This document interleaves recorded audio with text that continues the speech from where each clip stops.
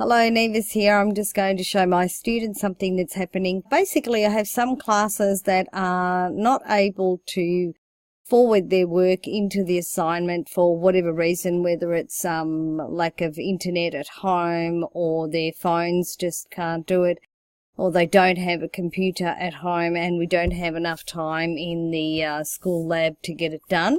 So what has happened is some of them have handed their work in paper format, like so.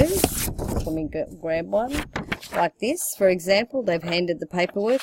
Then I correct it, and what I do then is I scan it and send the PDF back to the student via email.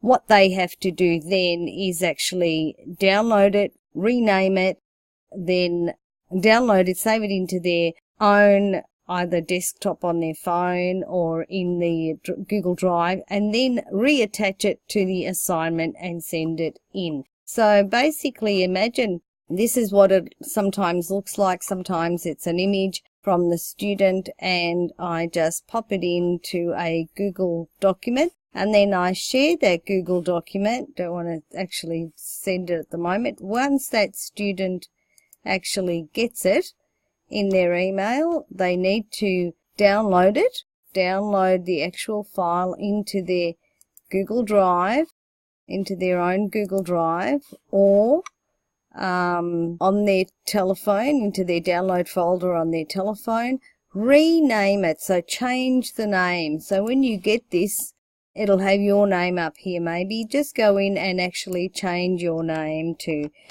my name, okay? Just change it to your name, resave it in your download folder or on your phone folder where you save documents, or in the Google Drive, in your own Google Drive that is related to your school account, which you automatically have anyway. And that's all you need to do. Once you've done that, then just go back into the assignment. Let's go to one of the assignments here.